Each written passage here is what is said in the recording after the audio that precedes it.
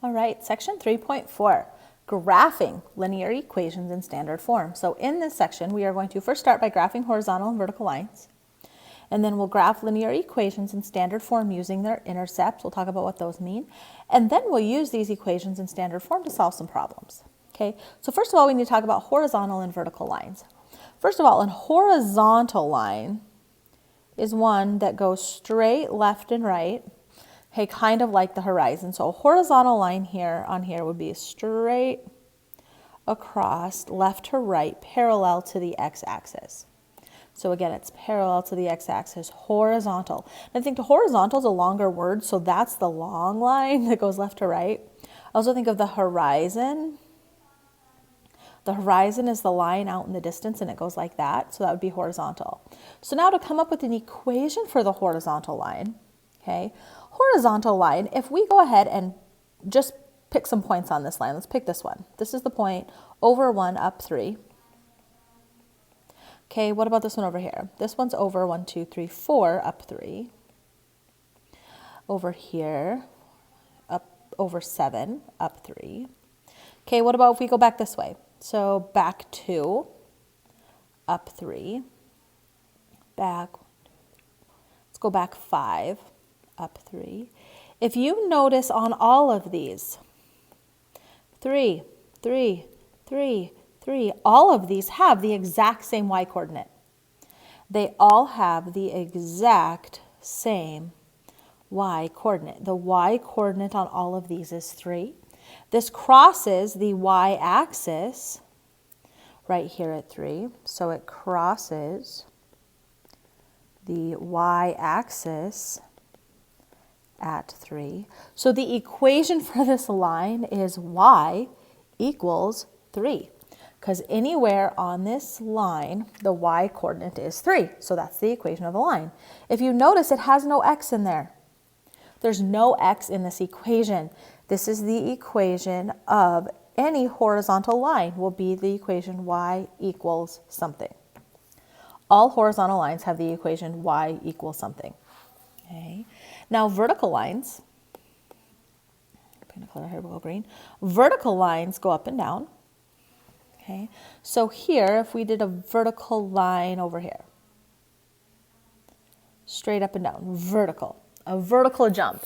Talk about, hey, I'm working on my vertical. You're talking about that for basketball. You're working on your vertical jump. Okay, if we list some points on this vertical line, we're over 1, 2, 3, 4, over 4, up 0. We could be over 4, up 2. We could be over 4, up 5.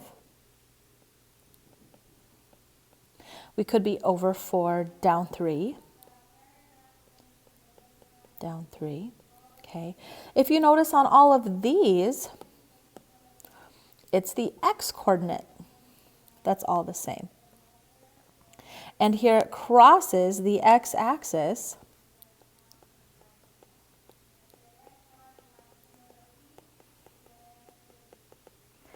at 4. So the equation for this one is going to be x equals -4. Oh, these should all be negative. Oh my gosh, I can't believe. Yeah, we're back 4. They should all be -4, -4, -4. So this crosses the x-axis at -4. So there is the equation for this vertical line. Vertical lines always have equations x equals something. Okay. It's really easy to get these two mixed around. So for me to keep them straight, I go ahead and draw the line and list some points. I do this process. Just list a couple points, look to see what's the same. Oh, it's the y-coordinates the same. Okay, so that's a y equals. Here it's the x-coordinates that are all the same. Okay, so it's an x equals. So if I'm asked to graph, like in this case, I'm asked to graph y equals -4, I graph a bunch of points that have a y-coordinate of 4. So this is my y-axis. Let's go y-axis 1, 2, 3, 4. And let's graph a bunch of points that have a y-coordinate of 4. These all have a y-coordinate of 4. So that tells me, oh, okay, it's horizontal. This is the equation y equals 4. Okay. So now this one, x equals -2, we go my x-axis. Here's my x-axis. X-axis right here. And we want to go, x is -2.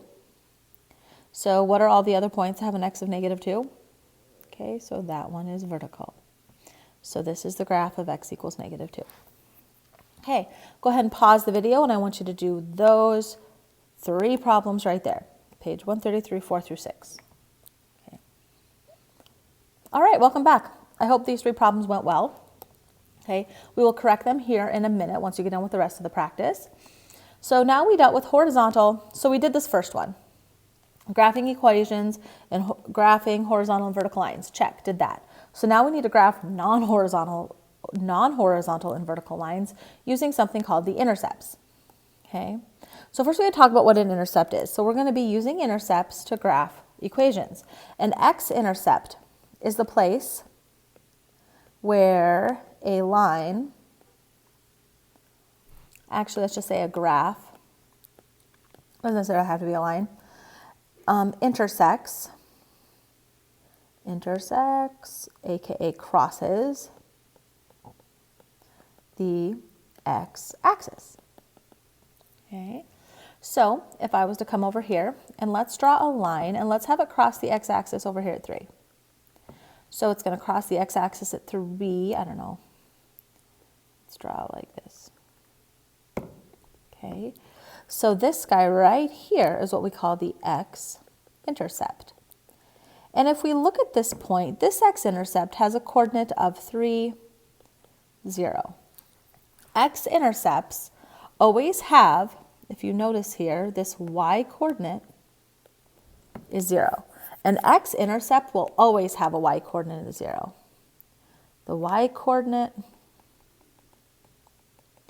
is 0 at the x-intercept. So at the x-intercept, the y-coordinate is 0. Okay, the y-intercept. Well, the y-intercept is the place where a graph intersects or crosses the y-axis. So in this case, it would be up here. Okay, so right there is my y-intercept, where we cross that y-axis. Okay, and the ordered pair for this would be left and right 0, up 1, 2, 3, 4. Okay, so if you notice here, my x-coordinate is 0. So at a y-intercept, the x-coordinate is 0. Okay, so to be able to find the x-intercepts and y-intercepts, we use this idea. Okay, so we're going to use this and this. We use those 2 things to find the intercepts.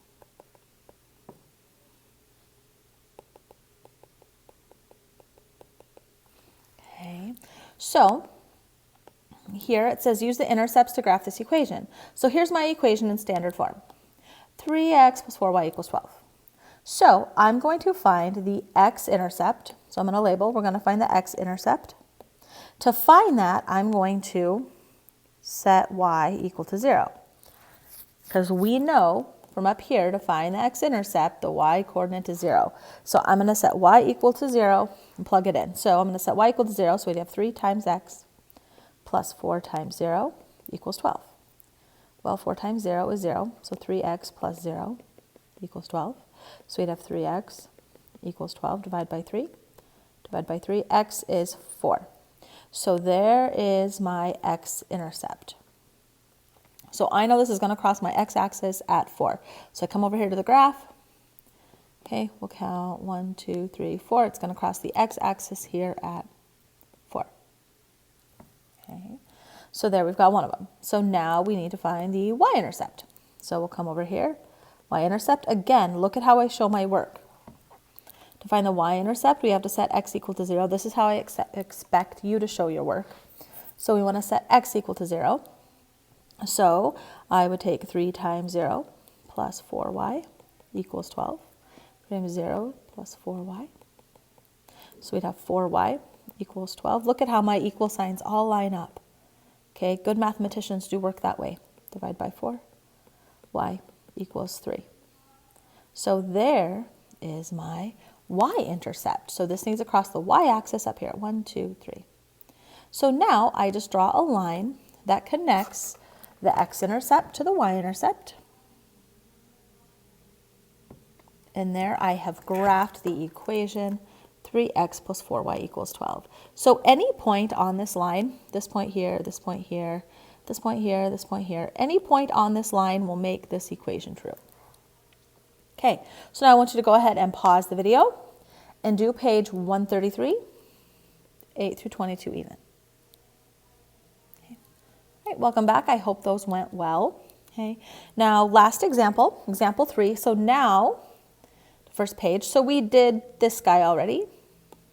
We graphed our linear equations using x-intercepts, so now we need to use linear equations to solve some real-life problems. So here's a problem. You are planning an awards banquet for your school.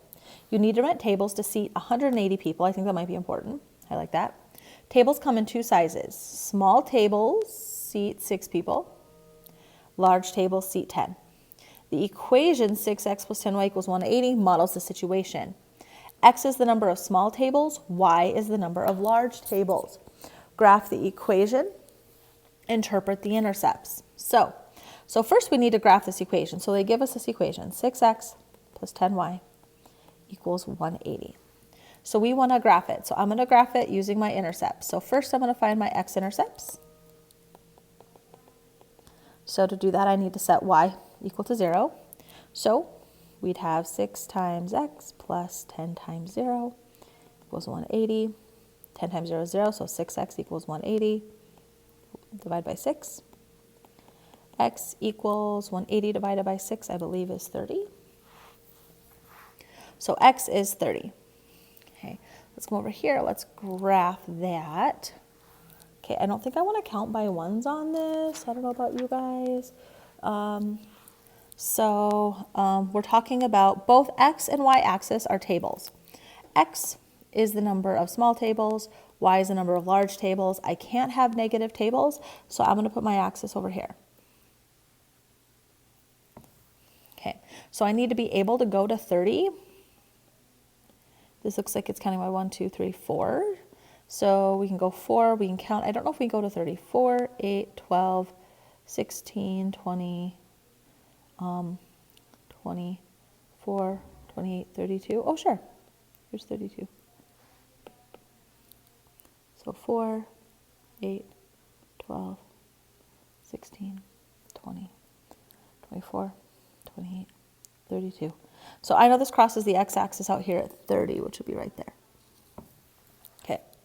All right, so there's the one. Now we need to find the other. Now we need to find the y-intercept. So to do that, I need to set x equal to 0.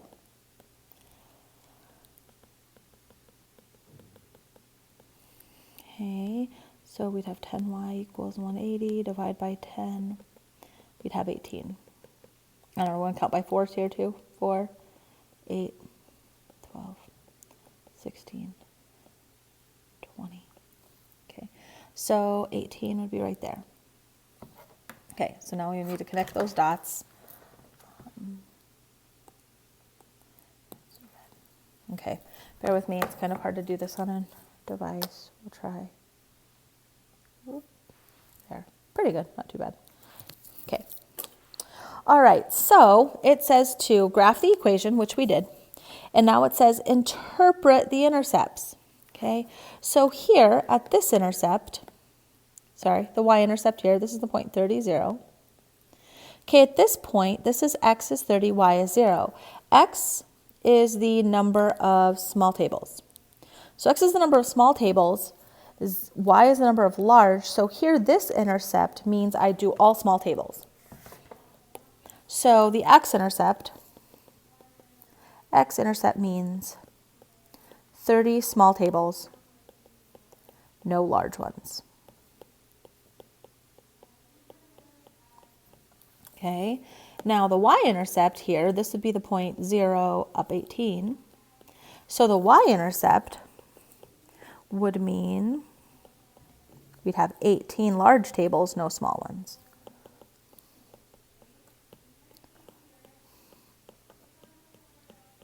Okay, so now it asks, so there, we interpreted the intercepts. Next it says, find 4 possible solutions in the context of the problem. Okay, well, we already have 2 of them. We have one possible solution. We could use 30 small tables and 0 large. We could use 0 small and 18 large. Well, now that we have a graph, we can look at this graph and find some more. So let's look at this graph. Let's find another good point. This one looks good. So this one's 16 and 8.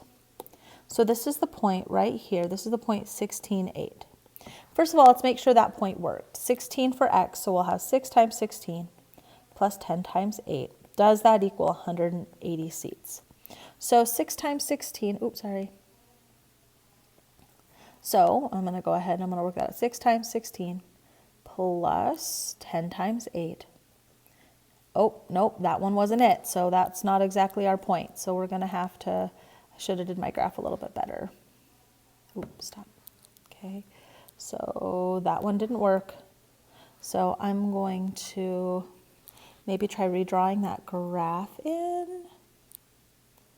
I think maybe this point, 416. Oh, geez, sorry. Maybe this point here, 416 might work. So that point didn't work. Just because my graph isn't drawn in right, make sure you use a ruler. So let's try the point 416. So 6 times 4 plus 10 times 16. Oh, stop. Okay, so we've got 6 times 4 plus 10 times 16. Oh, 184. Ah, darn it. Okay, so I'm going to go ahead and I'm going to graph it in Desmos because my graph isn't working out very good. So it's 6x plus 10y equals 180. Okay, so if you notice here, if I zoom out, there's my graph. See it there. Okay, so now we want some more points. So we had that one. So let's go ahead, let's trace. Let's see. 20 and 6. So it looks like that one will work. So 20 and 6, let's write that down. So there's 1, we want 4. So let's do another one. What about 10? 10 small ones. What does that do? 10 and 12. Okay, so we used our graph, so then we could use 20 small and 6 large, or we could use 10 small and 12 large. It says to find 4 possible solutions. There we have 4. Your 4 that you found might be different. Okay, those are just 4 possible. There's an infinite number. Any point on this would possibly work. Again, remembering you can't have half tables. So this is actually this is actually discrete, not continuous. So we really should just have dots because we can't really have a half a table. But I guess we could have half of a table filled, meaning tables not completely full. So maybe this is probably one of those in between. Because I could have a partial table, meaning only half of the table filled. Okay, so last bit of your term problems. So page 133, 24 through 34 even. Once you have them all done, please submit them to Schoology and correct your answers. Please come see me if you have questions.